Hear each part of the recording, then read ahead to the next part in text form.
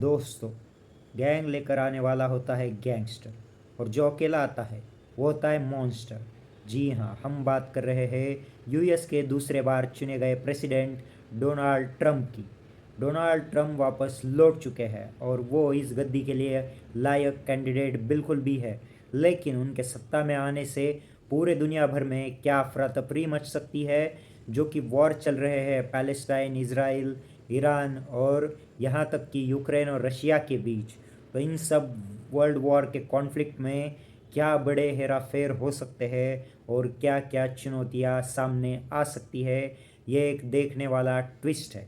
क्या Donald Trump के सत्ता में लौटने से वर्ल्ड वॉर 3 होकर रहेगा या फिर पूरे दुनिया भर में एक बार अमन का संदेश लेकर डोनाल्ड ट्रंप अपनी कोई अलग छाप दुनिया पर छोड़ जाएंगे।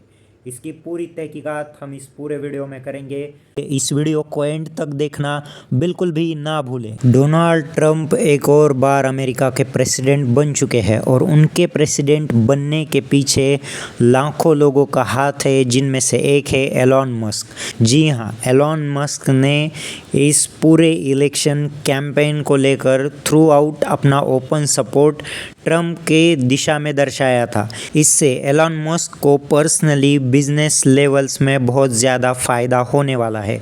उनकी जो भी बिजनेस डील्स है, उनके जो भी फॉरेन ट्रेड्स है, उन सभी चीज़ों में डोनाल्ड ट्रंप उन्हें बेझिझक मदद करेंगे, क्योंकि डोनाल्ड ट्रंप बेसिकली एक बिजनेसमैन है और वो इन बिजनेस ट्रेड्स और डील्स को अच्छी तरह से समझ सकते हैं। तो इसलिए एलॉन मस्क ने जो भी किया है डोनाल्ड ट्रंप को सत्ता में लाने के लिए, वो हमें साफ जाहिर होता नज़र आ रहा। दूसरी सबसे खास बात, डोनाल्ड ट्रंप के सत्ता में आने से एक तरफ रशिया के जो प्रेसिडेंट है पुतिन, उन्होंने उनका कांग्रेचुलेशन तो कर दिया है, लेकिन पुतिन थोड़े से बैकफुट पर जाते हुए नज़र आ रहे हैं। पुतिन वापस बैकफुट पर इसलिए जा रहे हैं क्योंकि उन्हें इस बात का यकीन था, अगर डोनाल्ड ट्रंप वापस अमेरिका की सत्ता पर आ गए तो कुछ ना कुछ करके वो अमेरिकन हेल्प की द्वारा यूक्रेन की मदद करेंगे और जिससे वो रशिया को यूक्रेन वॉर चल रहे जो कॉन्फ्लिक्ट चल रहा है उस वॉर में पीछे ढकेल सकते हैं।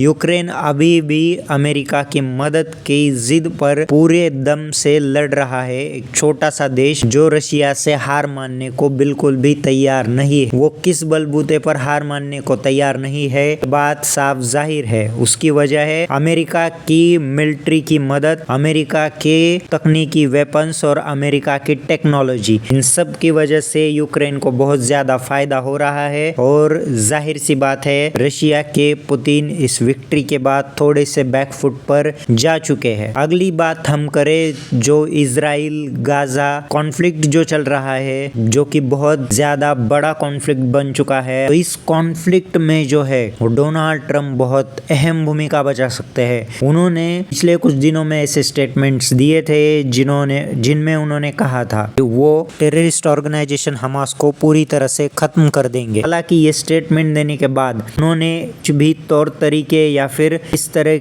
से उनका प्लान ऑफ एक्शन होगा इस बारे में कोई भी चर्चा नहीं की थी। लेकिन जो उनके साथ एडिटर्स थे उन्होंने इस बात पर गौर करके कहा था डोनाल्ड ट्रंप के पास इसकी पूरी प्लानिंग मौजूद है, वक्त आने पर वो अपनी प्लानिंग पर सीधा अमल बजावनी करेंगे और पूरी दुनिया के सामने एक नया एग्जाम्पल सेट होते हुए देख सकते हैं। इन सारी बातों से साफ जाहिर होता है कि डोनाल्ड ट्रंप का पावर में लौटना इतना ज्यादा प्रभावशाली पूरी दुनिया पर पड़ता नजर आ रहा है। पर डोनाल्ड ट्रंप अपनी जिद को लेकर इसी चीज पर अड़ जाए तो आप सभी को मालूम है कि वो उस जिद को पूरी करने में पूरी ताकत झोंक देते हैं। इस बार अमेरिका की जो ग्रैंड पावर है, जो कि उसकी मिलिट्री, जो कि ताकत है, पैसा है, सत्ता है, पावर है, उसको लेकर एक जुनून सा बन चुका है और ये जुनून अब रशिया के लिए बहुत ज्यादा खतरनाक साबित हो सकता है। दूसरी तरफ इस सब पूरे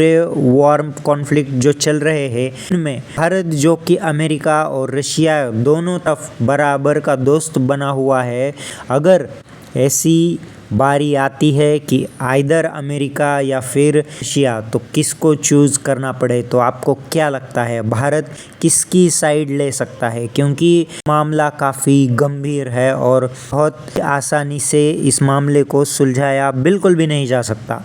रशिया के पुतिन बैकफुट पर जा चुके हैं या फिर वो डर रहे हैं, ये हम किस बात पर कह सकते हैं? इस बात का प्रूफ मैं अब आपको बताने जा रहा हूँ। जी हाँ, इसका बहुत बड़ा प्रूफ हमारे पास हाजिर है। जर्मन का जो कोस्टल एरिया आता है, यानी समंदर का जो एरिया आता है जर्मन का, उसमें एक मेजर पार्ट आता है, वो पार्ट है बाल्टिक का समंदर। तो ये बाल्टिक का जो समंदर है उसमें रशिया के कुछ ऐसे जहाज यानी बोट्स जा चुके हैं जो कि ट्रेंड और आर्म से भरे हुए रिसोर्सेस उनके पास है।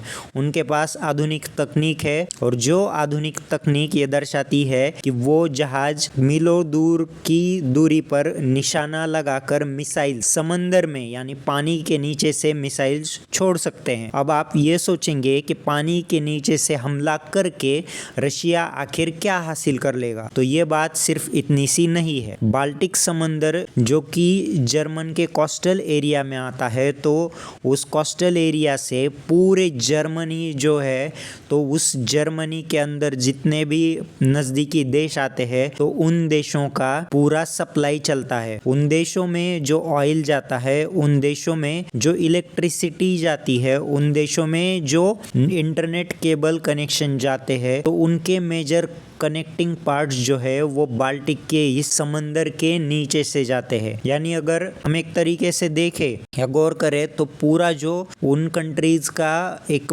बेसिक स्ट्रक्चर जो बना हुआ है, तो वो बेसिक स्ट्रक्चर इस बाल्टिक के समंदर के अंदर बना हुआ है। और इसी समंदर के कुछ दूरी पर रडार पर रशिया ने अपने ये जहाज़ों को लेकर वहाँ पर तैनात कर दिया गया है।